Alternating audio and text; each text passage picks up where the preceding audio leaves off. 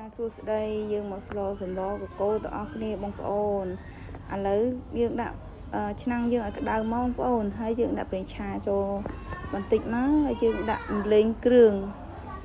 ដែលយើងបុកហើយហ្នឹងបងប្អូនដាក់មកឲ្យឈ្ងុយបន្តិចមកហើយយើងដាក់ស្លឹកក្រូចបន្តិចមកបងប្អូនស្លឹកក្រូចខ្ញុំមកបានបុកជាមួយគ្រឿងទេបងប្អូនខ្ញុំដាក់ក្រៅហើយបន្ទាប់មកខ្ញុំដាក់ប្រហុកយើងចូលបន្តិចមកបងប្អូនលីងវាឲ្យឈ្ងុយជាមួយគ្រឿងបងប្អូនចាំយើងដាក់សាច់ជ្រូក3ជាន់ចូលយើងដាក់សាច់ជ្រូក3ជាន់ហ្នឹងយើងលីងវាឲ្យចេញខ្លាញ់បន្តិចទៅបងប្អូនតោះមកចាំយើងដាក់ត្រីចូលបងប្អូនកុំឲ្យវាថានៅនេះពេកសាច់ជ្រូកនឹងនៅស្រស់ពេកបងប្អូនហើយយើងថែមគ្រឿងបងប្អូនមានអំបិលស្ករប៊ីចេងបន្តិចមកបងប្អូន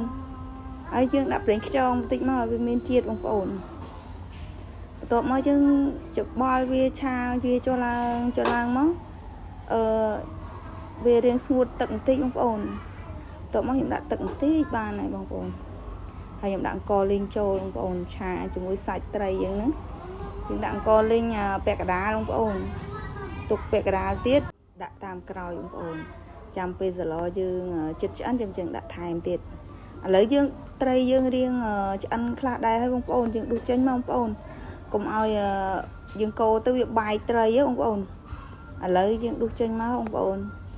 យើងដួសចេញមកអស់មកបងប្អូនកុំឲ្យវា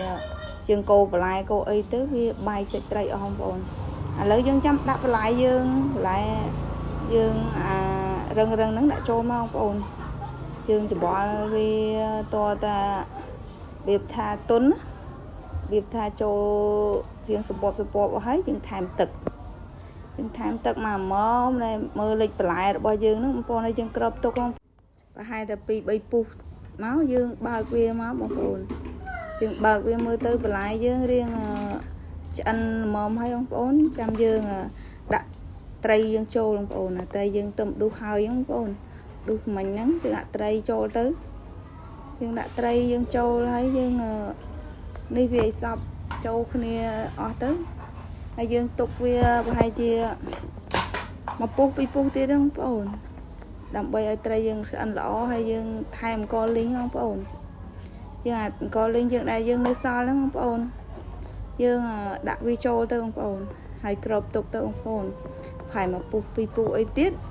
ចាំយើងបើកកម្របមកមើលទៅរៀងឆ្អិនហើយបងប្អូនហើយយើងចាំដាក់បន្លែយើងខៀវចូលបងប្អូនយើងដាក់នងចូលមុនបងប្អូនព្រោះអានងវារឹងជាងបន្លែស្លឹកយើងបងប្អូនយើងដាក់អានងមើលទៅយើងច្បល់វាឲ្យនេះហើយយើងក្របវាទុកបន្តិចទៅបងប្អូនយើងក្របវាប្រហែលជា1ពុះបានហើយបងប្អូនហើយយើងបើកវាមើលមកបងប្អូនមើលទៅវានៅខៀវទេបងប្អូនតែយើងចាំយើងដាក់បន្លែដាក់អីទៀតទៅវានឹងឆ្អិនហើយបងប្អូនឥឡូវយើងដាក់បន្លែផ្ទីយើងចូលហើយនឹងស្លឹកម្រះយើងចូលបងប្អូនហើយម្រុំមានស្លឹកម្រុំស្លឹកម្រះហ្នឹងនឹងដាក់ចូលគ្នាបងប្អូនអាហ្នឹងយើងតា1ពុះឆ្អិនហើយបងប្អូនបន្លែយើងពួកអីបន្លែកូរយើងរៀងខាប់បន្តិចហើយបងប្អូនអើយតែមើលទៅសម្រាប់គោល្អដែរបងប្អូនខ្ញុំភ្លក់ទៅឆ្ងាញ់ហើយបងប្អូនអញ្ចឹងសម្លគោយើងចប់ហើយ